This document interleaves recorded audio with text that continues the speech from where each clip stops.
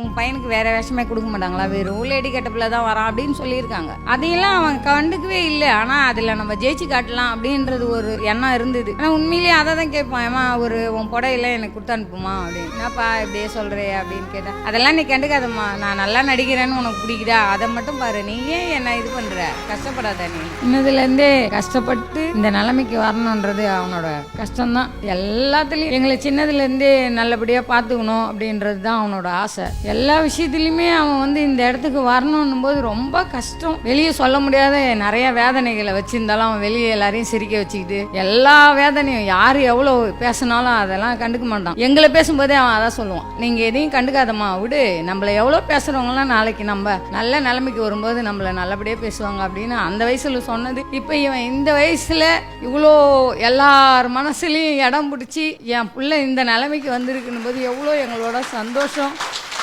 எல்லாரும் அவனை இன்னும் நல்ல நிலைமைக்கு கொண்டுன்னு போகிறது எல்லாம் உங்கள் கையில் தான் இருக்குது. எவ்வளோ கஷ்டம்னு அவனால் வெளியே சொல்லவே முடியாது. அவ்வளோ சின்ன வயசுலேருந்தே என் 2 பிள்ளைங்களும் நல்லா கஷ்டப்பட்டு முன்னுக்கு வர்ற ஆசைப்பட்டவங்க. அதில் என் சின்ன பிள்ளை இந்த மீடியா இதில் வரணுன்றதுனால அவன் ரொம்பவே எவ்வளோ அசிங்கம், எவ்வளோ அவனை வேணான்னு லேடிஸ் கேட்ட போட்டால் தான் அவனால் நடிக்க முடியும்னு காலத்திலேருந்து இன்னைக்கு ஒரு கதாநாயகனாக வரணும் அப்படின்னு ரொம்ப கஷ்டப்பட்டு முன்னுக்கு வந்து இருக்கிறத நீங்கள் எல்லாரும் சேர்ந்துதான் என் பிள்ளைய நல்ல நிலைமைக்கு இன்னும் மேலே மேலே வரணுன்ற ஆசை எங்களுக்கு. என் பிள்ளை படுற கஷ்டத்தை விட எல்லாருக்கும் செய்யணும்னு ஆசைப்படுறது அதிகம். அதை நல்லபடியாக அவன் செய்யணும்னா இன்னும் நல்ல நிலைமைக்கு வரணும், எல்லாரையும் காப்பாற்றணுன்ற ஆசை அவனுக்கு. எல்லாருக்கும் எல்லாம் செய்யணும், இன்னும் நிறைய செய்யணும் அப்படின்றது தான்.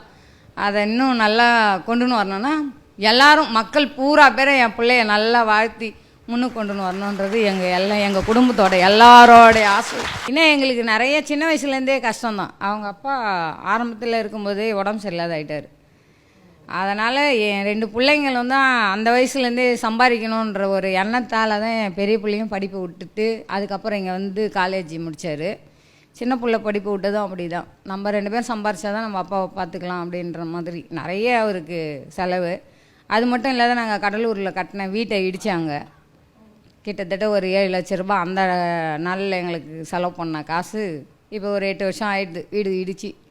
அதுக்கப்புறம் தான் எங்கள் பிள்ளை இன்னொரு வீடை கட்டி என்னை உட்கார வைக்கணும்னு சொல்லிட்டு என் 2 பிள்ளைங்களும் கஷ்டப்பட்டு வீட்டை கட்டி என் சின்ன பிள்ளை அம்மா அப்பாவை அங்கே வச்சுட்டு நம்ம சந்தோஷமாக இருக்குமோ இல்லையா அவங்களுக்கு அதே ஊரில் நமக்கு வீடு வாங்கி நம்ம அம்மா கட்டணும்னு சொல்லி எங்களுக்கு கட்டி இப்போ நாங்கள் சந்தோஷமாக எல்லாரும் அந்த வீட்டுக்கு தான் என் பிள்ளையை பார்க்க வந்தாங்க. இப்போ கேட்குறாங்கல்ல எல்லாம் புடவை, இப்போ ஏன் லேடி கிட்ட போய் கொடுக்குறான்றவங்க இப்போ வீட்டில் புகழ் எப்போ வருவாருங்க ஒரு ஃபோட்டோ எடுக்கலாமா கேட்குறாங்களே, அவ்வளோதான். ஏகப்பட்ட பேர் எவ்வளோ பேர் என் பிள்ளைய பேசினாங்களோ அவ்வளோ பேர் என் பிள்ளைய தேடிக்கின்னு வர்ற அளவுக்கு எங்கள் வீட்டில் கூட்டம்.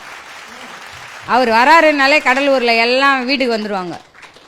அப்போ ஒரு நாளில் பேசினவங்க அத்தனை பேருமே இப்போ என்கிட்ட பேசுகிறாங்களோ இல்லையோ என் பிள்ளைய பார்க்குறதுக்காகவே ஒரு கூட்டமாக கார் எடுத்துன்னு வந்துடுறாங்க.